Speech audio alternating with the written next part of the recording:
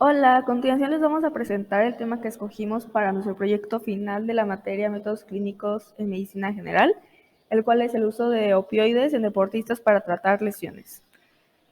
El equipo se encuentra conformado por Daniela Sandoval, Fernanda Vargas, Ana Elizabeth González, Eva Rubio, Viridiana Eudave, Mónica Romo, Porfirio González y Camilia Nogués.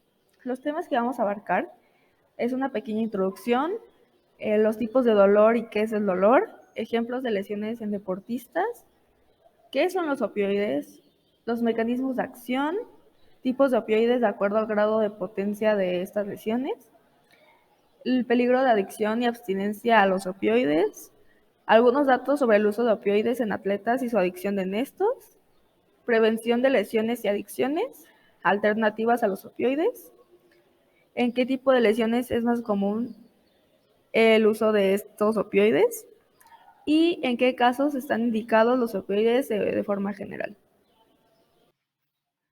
El mundo del deporte de alto rendimiento puede ser muy exigente y a menudo los atletas sufren lesiones que ponen en riesgo su capacidad de competir al máximo nivel.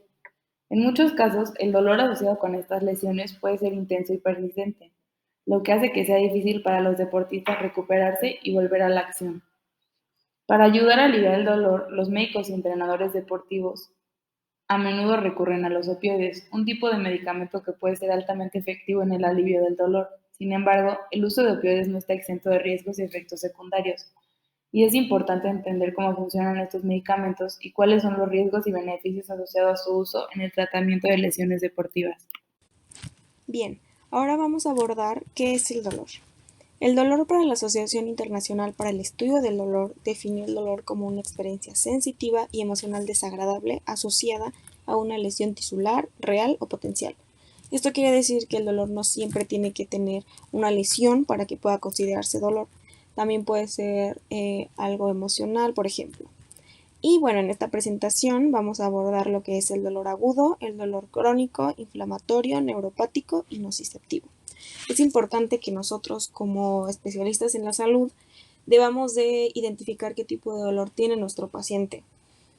Recordemos que el dolor es la causa número uno por la que un paciente acude a consulta. Entonces, el identificar qué tipo de dolor está teniendo nuestro paciente nos ayuda a llevar una terapia multimodal específica para nuestro paciente y que tengamos nosotros como una guía para darle el tratamiento adecuado.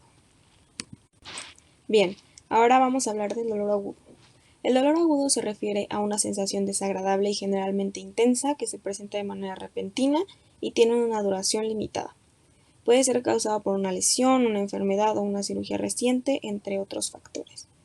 Es importante que tratemos el dolor agudo adecuadamente, ya que si no se puede, pues si no se controla puede tener consecuencias negativas para la calidad de vida del paciente, afectando su capacidad para realizar actividades cotidianas y su estado emocional. Este generalmente tiene una causa identificable y es una respuesta normal del cuerpo a una lesión o a una inflamación, aunque puede ser molesto y difícil de tolerar, y pues el dolor agudo suele desaparecer cuando se trata la causa de este. Un claro ejemplo es algún paciente que acabe de salir de cirugía, pues va a presentar dolor agudo porque pues, estuvieron manipulando su cuerpo, ¿no? Entonces, ese es un claro ejemplo. Dolor crónico. El dolor crónico se refiere a una sensación desagradable que persiste durante un periodo generalmente más de 3 meses y a diferencia del dolor agudo, que tiene una causa identificable y una duración limitada, el dolor crónico puede persistir durante semanas, meses o incluso años. Esto es muy importante porque un dolor agudo se puede convertir en un dolor crónico dependiendo de la duración del mismo. Bien, el tratamiento del dolor crónico suele ser pues, muy complejo y a menudo implica una combinación de terapias farmacológicas y terapias no farmacológicas, como la fisioterapia y la terapia ocupacional. Este puede tener un impacto significativo en la capacidad del paciente para realizar actividades cotidianas como trabajar, dormir o participar en actividades sociales. Por eso es que debemos de atenderlo cuando se presenta. Y pues a menudo el dolor se presenta como un síntoma de una enfermedad o un trastorno de larga duración. Claro ejemplo de algunas enfermedades que presentan este tipo de dolor es la artritis, fibromialgia, la neuropatía o el dolor de espalda crónico, que creo que muchos de nosotros conocemos perfectamente lo que es. Y bien, también es importante abordar los aspectos psicológicos y emocionales del dolor crónico, ya que a menudo también pueden contribuir a su intensidad y a su duración. Dolor inflamatorio. Se produce como resultado de la inflamación de los tejidos del cuerpo. Se caracteriza por ser de naturaleza constante y profunda y puede empeorar con la actividad física o el movimiento. A menudo se presenta junto con otros síntomas de inflamación como el enrojecimiento, hinchazón, calor y sensibilidad en la zona afectada. Aquí les puse, puede variar la clínica. ¿Por qué? Conocemos perfectamente la tríada de Celso, pero esto no quiere decir que se vaya a presentar el dolor inflamatorio justo de esa manera. Puede variar. Entonces, no tenemos que decir que un dolor inflamatorio a fuerza tiene que tener estas características, ¿ok? Bien, como tal, la inflamación es la respuesta natural del cuerpo a una lesión o infección y está diseñada para proteger y curar el tejido dañado. Sin embargo, también puede causar dolor e incomodidad. Algunas de las ocasiones, pues también puede limitar al paciente en sus actividades cotidianas, entonces también es importante tratarlo. Y bueno, algunos de los ejemplos que yo puse aquí son la artritis, la brucitis, la tendinitis y la enfermedad inflamatoria del intestino.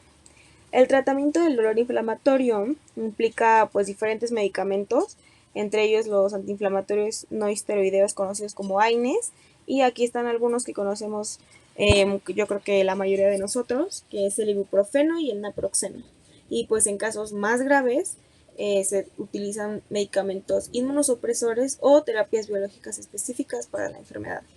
También se pueden utilizar terapias no farmacológicas como la fisioterapia o la terapia ocupacional para reducir el dolor y mejorar la función.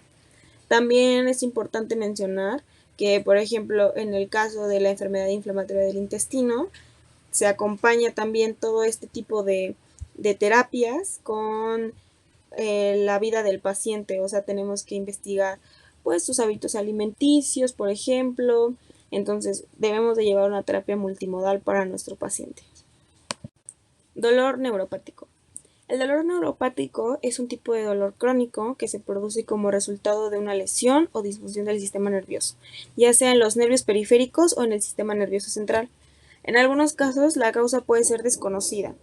Las causas más comunes del dolor neuropático son lesiones nerviosas traumáticas, como la diabetes, la arteriosclerosis múltiple o la exposición a sustancias tóxicas.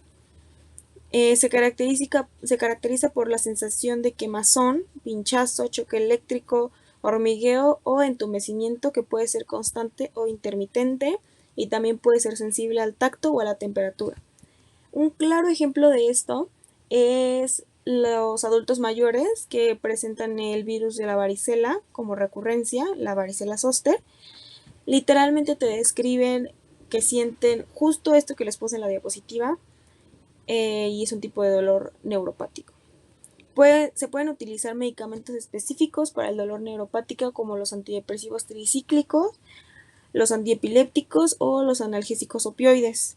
También se pueden utilizar terapias no farmacológicas como la fisioterapia, la terapia ocupacional, la terapia cognitivo-conductual para ayudar a controlar el dolor neuropático y mejorar la calidad de vida del paciente. Bien, utilizamos este tipo de fármacos porque el dolor neuropático puede ser muy difícil de tratar, ya que a menudo no responde a los analgésicos convencionales. Y bueno, un claro ejemplo de un medicamento que yo creo que también muchos conocemos es la pregabalina, que es específico para el dolor neuropático que presentan los pacientes que tienen el virus de la varicela zoster. Yo creo que muchos lo conocemos y ese es uno en específico, por ejemplo.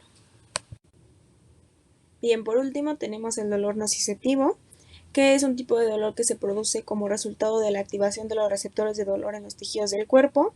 Tenemos el somático y el visceral, que pues el dolor somático se refiere al dolor en tejidos corporales superficiales, como lo es la piel, los huesos, los músculos y las articulaciones, y el dolor visceral se refiere al dolor en los órganos, cualquier víscera. Aquí les puse 3 ejemplos, que es el estómago, hígado y riñones, pero puede ser cualquier víscera del cuerpo humano. El dolor nociceptivo puede ser agudo o crónico. Como ya les comenté, el dolor agudo es una respuesta normal del cuerpo a una lesión o inflamación que dura menos de 3 meses y el crónico es una que dura más de 3 meses. ¿Okay? El agudo se puede convertir a crónico. El tratamiento del dolor nociceptivo implica el uso de analgésicos como lo es el paracetamol o los AINES. Para aliviar el dolor y reducir la inflamación también se pueden utilizar terapias no farmacológicas como la fisioterapia, la terapia ocupacional, la acupuntura, para ayudar a controlar el dolor y mejorar la calidad de vida del paciente. Es importante que tengamos también todos los datos clínicos relacionados al dolor nociceptivo porque debemos demandar un buen tratamiento para el paciente. Para todos los tipos de dolores que ya les mencioné, es importante que tengamos datos clínicos específicos para tener una terapia multimodal, no solamente enfocarnos en pues los tratamientos farmacológicos, también es importante los no farmacológicos y ver cómo es la vida del paciente para ver si hay algo que corregir y que esto se pueda mejorar y sobre todo para mejorar la vida del paciente. Ahora vamos a ver unos ejemplos de estas lesiones que pueden sufrir los deportistas y el tipo de dolor que estas provocan. Las tendinitis y los esguinces son unas de las más comunes porque pues son lesiones a las que nuestro sistema locomotor está muy expuesto.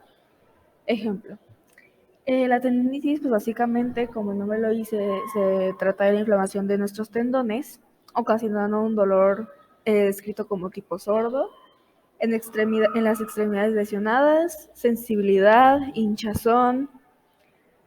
Y pues este dolor sería de tipo inflamatorio, ya que se ocasiona por estrés mecánico, que va aumentando, se va inflamando hasta que esto termina inflamando y ocasionando un gran dolor. Si esto no se trata, sí se puede hacer crónico. También los esguinces, eso es algo súper común que por algún mal paso, alguna caída, pues se termina inflamando, no se llega a romper. Sin embargo, pues sí hay daño en los ligamentos que están a los alrededores de nuestras articulaciones, lo que va a ocasionar obviamente mucho dolor e inflamación. Este se podría tomar como un dolor nociceptivo al inicio, cuando sucede como la lesión, el trauma, ¿no? Y pasa posteriormente a ser inflamatorio de, pues precisamente estos ligamentos. Continuamos con las fracturas de hueso. Hay diferentes tipos de fracturas en nuestros huesos, se puede dar en cualquier parte de nuestro cuerpo, sin embargo es más común en extremidades inferiores y superiores. Se trata de, pues, como dice el nombre, la ruptura de nuestro hueso que va a ocasionar un dolor muy, muy intenso, hinchazón, hematomas. Y en caso de que la fractura sea expuesta, o sea, que el hueso traspase la barrera de nuestra piel, corremos el riesgo de una infección fuerte que nos pueda llevar a consecuencias mayores. Ese dolor sería nociceptivo agudo, sin embargo, cuando va pasando el tiempo, la inflamación que queda que pues básicamente nuestro cuerpo intentando como regular lo que está pasando en esa parte de nuestro cuerpo, va a quedar como un dolor inflamatorio por la lesión. Las distensiones musculares se trata de nuestros músculos que se desgarran por estiramiento exagerado, ya sea por un accidente, por sobrecarga muscular. Esto es muy común en deportistas de alto rendimiento, en las personas que van al gimnasio, que le meten una carga y un peso excesivo, un sobreestímulo a los músculos por un tiempo prolongado. Este dolor sería inflamatorio, que se va ocasionando poco a poco, que pues obviamente como todas las demás, si no se trata va a pasar a un dolor crónico. La fascitis es otro ejemplo muy común, es una inflamación de la banda gruesa del tejido en la planta de nuestro pie llamado fascia. Se estira o se sobrepresiona, se sobrecarga, complicando el caminar y termina siendo muy, muy doloroso. Esto lo llamaríamos como un dolor nociceptivo al principio y como es muy común que ese dolorcito muchas personas lo dejen pasar, si no se trata, pues obviamente se va a complicar, haciéndose algo crónico, complicado de tratar posteriormente. Concluimos estos ejemplos con las dislocaciones, igual una lesión muy común en personas que practican deportes que involucran sobre todo las extremidades superiores, que son las más comunes en dislocarse, por ejemplo, los hombros. Esto pues básicamente sucede cuando dos de nuestros huesos que se juntan para formar cualquiera de nuestras articulaciones se terminan separando por por un movimiento muy exagerado, muy amplio, que termina zafando uno de los huesos, ocasionando un dolor agudo que tiene que ser tratado lo más pronto posible porque sí se puede complicar muy feo. Sobre todo si esta dislocación pone en riesgo alguno de nuestros nervios, arterias o venas. Es muy común si no se trata. ¿Qué son los opioides? Los opioides son fármacos naturales o semisintéticos derivados del jugo extraído del opio. Pueden ser sustancias endógenas o exógenas y constituyen un grupo de fármacos caracterizado por poseer una afinidad selectiva para los receptores opioides centrales y periféricos, y su principal función es inhibir la transmisión de la entrada nociceptiva y la percepción del dolor. Los opioides funcionan al unirse a los receptores opioides en el cerebro y en otras partes del cuerpo. Los receptores opioides son proteínas que se encuentran en las superficies de las células y que se activan cuando se unen los opioides. Existen tres tipos principales de receptores opioides: mu, delta y kappa. Los opioides suelen unirse a los receptores mu, que se encuentran en las áreas del cerebro que controlan el dolor y el placer. Cuando los opioides se unen a los receptores mu, se producen una serie de efectos en el cuerpo. El primero y más importante es el alivio del dolor.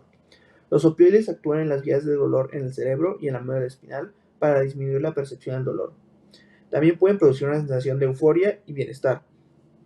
En caso de los receptores mu, la activación de los receptores disminuye la liberación de neurotransmisores con la sustancia P y glutamato, que son responsables de la transmisión del dolor en el cerebro y en la médula espinal. Además de disminuir la percepción del dolor, la activación de los receptores mu también produce una sensación de euforia y bienestar. Esto se debe a que los receptores mu se encuentran en las áreas del cerebro que controlan el placer y la recompensa. Sin embargo, la activación crónica de los receptores mu también puede traer efectos negativos. Por ejemplo, puede causar una disminución en la liberación de dopamina, lo que contribuye a la depresión o a algún otro trastorno. Bien, ahora hablemos sobre los fármacos opioides y cómo estos están clasificados de acuerdo a su nivel de potencia o al tipo de acción que estos ejercen sobre estos tipos de receptores que ya habíamos mencionado: los receptores tipo mu, los receptores tipo kappa y los receptores tipo delta.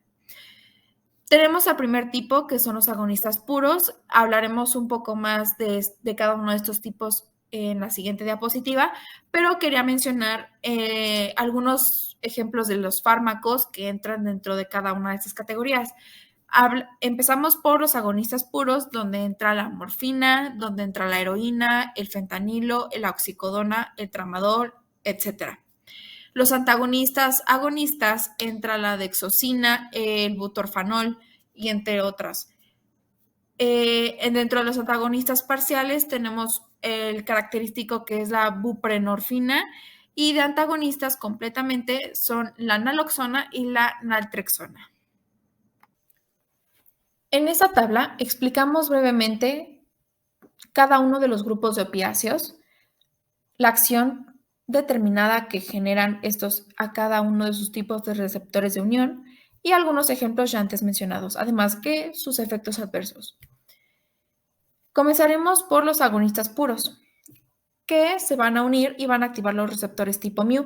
Estos receptores van a permitir la apertura de los canales de calcio. De efectos adversos principales tenemos dos: centrales y periféricos. De los centrales vemos que tenemos sedación, euforia, analgesia, una muy importante que es depresión respiratoria, supresión de la tos, miosis, náuseas, vómitos, entre otras. Dentro de los efectos adversos periféricos encontramos a los efectos gastrointestinales, cardiovasculares como la hipotensión, liberación de la histamina, urgencia miccional y retención urinaria. El síndrome de abstinencia, así como en estos fármacos y en los demás grupos de opiáceos, se genera cuando a la ausencia de estos fármacos existe un aumento de la síntesis de AMP cíclico en el sistema nervioso central. Por lo tanto, puede generar hiperexcitabilidad, y esto generando pues la necesidad de seguir consumiendo ese fármaco. y obviamente al tener la necesidad pueden haber recaídas. Los ejemplos importantes que tenemos en este grupo son morfina, peptidina, heroína, fentanilo, oxicodona, etc. Continuamos con los agonistas antagonistas, que tienen acción agonista a los receptores tipo kappa y también pueden tener acciones agonistas parciales o antagonistas a los receptores tipo mu. Los receptores kappa tienen una acción contraria a los receptores tipo mu, que es el cierre de los canales de calcio. Como tienen una acción parcial, agonista parcial o antagonista a los receptores tipo mu, pueden tener síntomas parecidos a los agonistas puros, pero no van a ser exactamente iguales. Una muy importante, una gran diferencia entre estos es que solamente los fármacos agonistas puros presentan depresión respiratoria. Todos los demás no presentan este efecto adverso.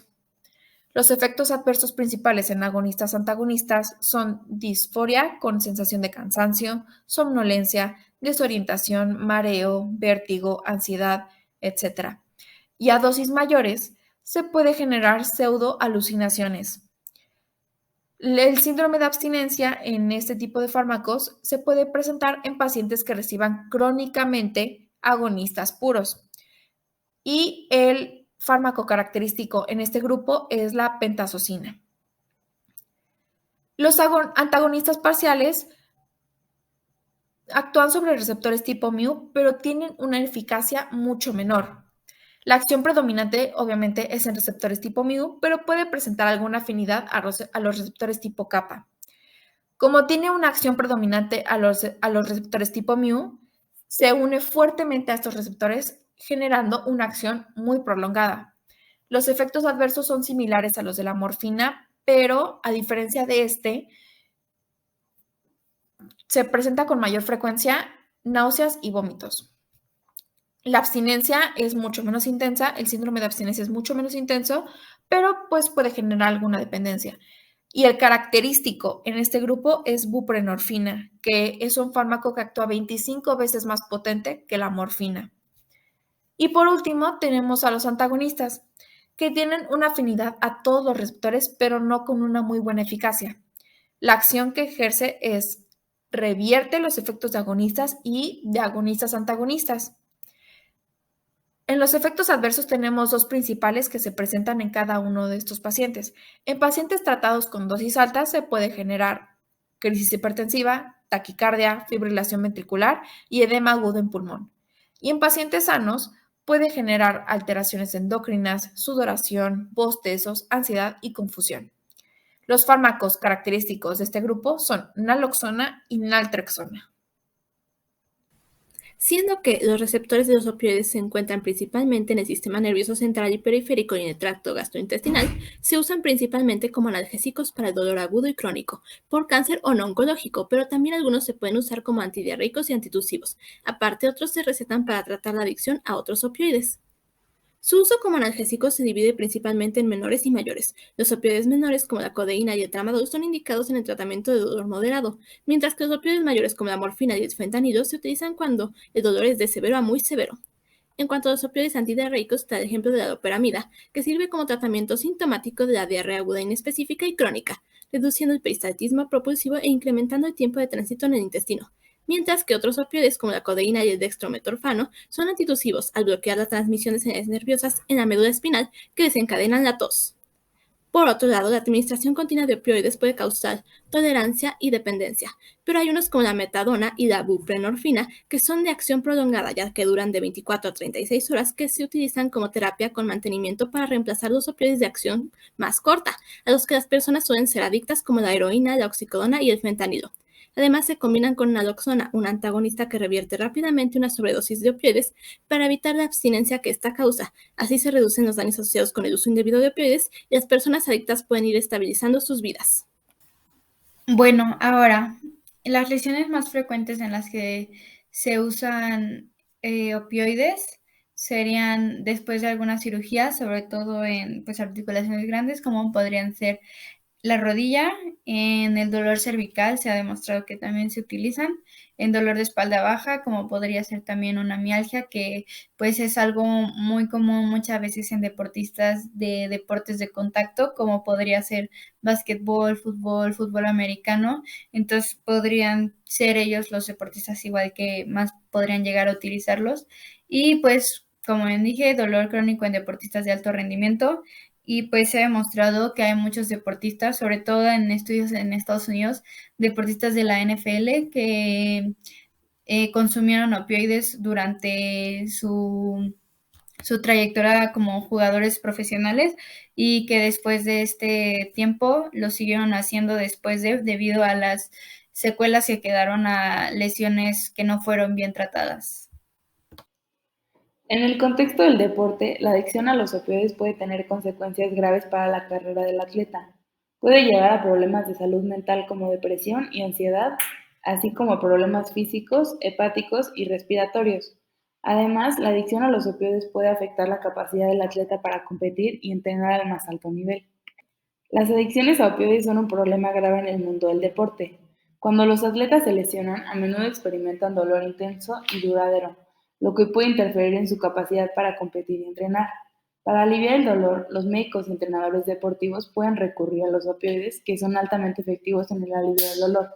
Sin embargo, el uso a largo plazo de opioides puede llevar a la adicción, lo que puede tener graves consecuencias para la salud y el bienestar del atleta. La adicción a los opioides es una enfermedad crónica que se caracteriza por la compulsión a tomar opioides, a pesar de las consecuencias negativas que pueda tener para la salud. La adicción a los opioides puede ocurrir después de no solo unos pocos días de uso, especialmente si se toman dosis más altas de las recomendadas.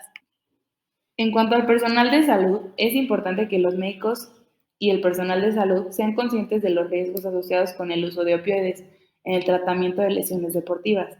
Deben estar alerta a los signos de adicción a los opioides, como la necesidad de tomar dosis cada vez mayores para sentir el mismo efecto, y los síntomas de abstinencia cuando se interrumpe el uso de los opioides. La adicción a los opioides es un problema grave en el mundo del deporte y es importante que los médicos y personal de salud estén alerta de los riesgos asociados con el uso de opioides en el tratamiento de lesiones. Los atletas que sufren lesiones deben ser conscientes de los riesgos asociados con el uso a largo plazo de opioides y buscar alternativas más seguras para aliviar el dolor. La abstinencia a los opioides es un tema importante que los profesionales de salud deben conocer, especialmente cuando se trata de pacientes que han sido tratados con opioides por largos periodos de tiempo. La abstinencia a los opioides ocurre cuando se interrumpe el uso de opioides después de un uso prolongado y puede causar síntomas incómodos y a veces peligrosos para la salud del paciente. Los síntomas de abstinencia a los opioides pueden variar en gravedad y duración dependiendo del tipo de opioides, la dosis y la duración del tratamiento. Los síntomas pueden incluir ansiedad, irritabilidad, sudoración, náuseas, vómito, diarrea, dolores musculares, calambres y temblores, y en casos más graves pueden presentarse síntomas como convulsiones, alucinaciones y delirio. Es importante que como profesionales de la salud estemos alerta de los síntomas de abstinencia a los opioides en nuestros pacientes y estemos preparados para manejarlos de manera adecuada. La interrupción abrupta del uso de opioides puede ser peligrosa y puede provocar síntomas graves, por lo que es importante que los pacientes que han estado usando opioides por periodos prolongados reciban una reducción gradual de la dosis bajo supervisión médica. En resumen, la abstinencia a los opioides es un problema importante que los profesionales de salud deben conocer y estar preparados para manejar. Es importante que los pacientes que han estado usando opioides por periodos prolongados utilicen tratamientos adecuados para manejar los síntomas de abstinencia cuando se presenten. Con la atención y el tratamiento adecuados, los pacientes pueden superar con éxito la abstinencia a los opioides y evitar una recaída en la adicción. Bien, ahora hablemos sobre cómo los atletas han hecho uso de estos opioides, han hecho uso de estos fármacos opiáceos para su vida diaria como atletas y para mejorar su rendimiento en cuanto a sus prácticas y competiciones. Comenzaremos mencionando que alrededor de 3.2 millones de estadounidenses mayores a 12 años hacen consumo de analgésicos de forma indebida y además de que de estos 3.2 millones de estadounidenses, 848,000 tienen menos de 25 años de edad. Atletas de secundaria han tenido gran vulnerabilidad a este tipo de fármacos debido a que tienen las ansias de calmar el dolor y obviamente tienen la necesidad de regresar a jugar y tener un mejor rendimiento en cuanto a sus competiciones y en cuanto a sus prácticas, ya que estos fármacos les han permitido poder lograr eso. Tiene la idea de que estos medicamentos son seguros porque se los ha recetado su médico tratante. Y gracias a que tienen esta seguridad de que el médico se los está recetando, tienen el libre acceso para poder adquirirlos donde sea, solamente presentando una receta de su médico. De esto surge un concepto llamado doping, que de acuerdo con el Comité Olímpico Internacional es la administración o uso por parte de un atleta de cualquier sustancia ajena al organismo. Esto con la intención de aumentar la actuación en la competición. Y esto se ha convertido en una gran problemática debido a que los atletas se encuentran a tal presión, se encuentran bajo una presión impresionante que han optado por recurrir a estas prácticas para poder mejorar su rendimiento.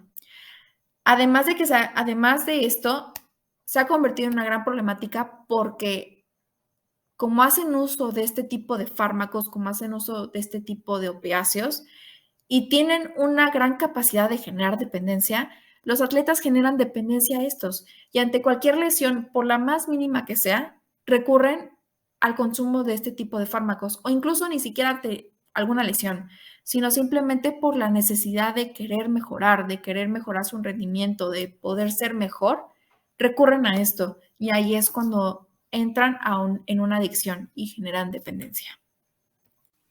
Bueno, algunas formas de prevenir lesiones y adicciones. Para empezar, pues para prevenir lesiones es necesario que los deportistas hagan ejercicios de fortalecimiento, sobre todo de articulaciones, las cuales son las lesiones más frecuentes como tobillos, rodillas, hombro, entre otros. También es muy importante tener un buen calentamiento previo a la sesión de ejercicio y un buen estiramiento al término de este mismo, porque pues es necesario que los músculos estén preparados para la realización del ejercicio y pues al final pues es necesario igual relajar los músculos. Igual de ser necesario para los atletas, deben usar rodilleras, coderas, tobilleras, etcétera, dependiendo las lesiones previas que puedan haber tenido, como si tuvieron una torcedura de tobillo, pues sería bueno que los deportistas utilizaran durante cierto tiempo indicado por el profesional de la salud, pues una tobillera para no proseguir con las lesiones o también lo que se conoce como tape, o sea, que se tapen los deportistas, que igual es una clase de soporte para pues evitar que esta lesión sea mayor y se haga pues una lesión crónica. De igual manera, en cuanto a las adicciones a los opioides, pues sería muy importante dar pláticas a deportistas sobre qué son los opioides y los efectos adversos que tienen al usarlos sin prescripción médica, debido a que se sabe que muchos de los deportistas consumen opioides no porque a ellos se les haya recetado, sino porque algunos de sus compañeros les dicen de que, te duele esto, toma esta pastilla que ni siquiera saben bien para qué es y pues ahí están consumiéndola pues porque es algo que les evita sentir este dolor, entonces pues para que ellos sean conscientes y pues también tener un mayor control sobre la venta de opioides debido a que muchas veces es muy fácil conseguirlos.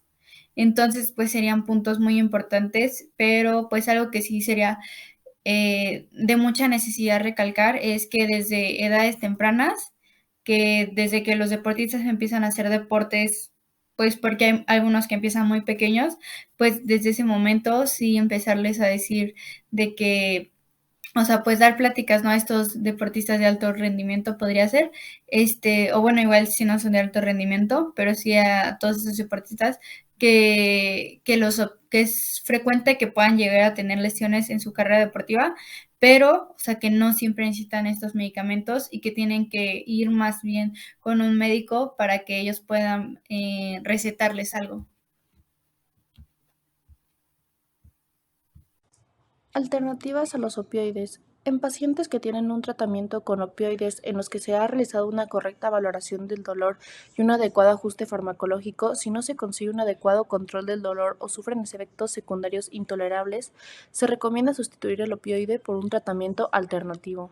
Tratamiento alternativo a los opioides. Existen diferentes tipos de tratamientos que pueden darse en lugar de los opioides porque, como bien se conoce, son fármacos que causan cierto grado de adicción. Y en lugar de eso, para evitar esos efectos secundarios, se pueden dar terapias alternativas o medicamentos no opiáceos. Las terapias alternativas pueden controlar el dolor de leve a moderado con pocos efectos secundarios, además de que pueden reducir la exposición a opioides y su dependencia. Ejemplo de algunas terapias son el cuidado personal, las terapias complementarias, las terapias de rehabilitación y las terapias de salud conductual y mental. Y los medicamentos no opiáceos de igual manera pueden controlar el dolor de leve a moderado con pocos efectos secundarios y pueden reducir la exposición a opioides y su dependencia. Y los ejemplos de medicamentos que podrían ser no opiáceos son el paracetamol, metamizol, desquetoprofeno, ketorolaco, diclofenaco, indometacina, ibuprofeno y celecoxib.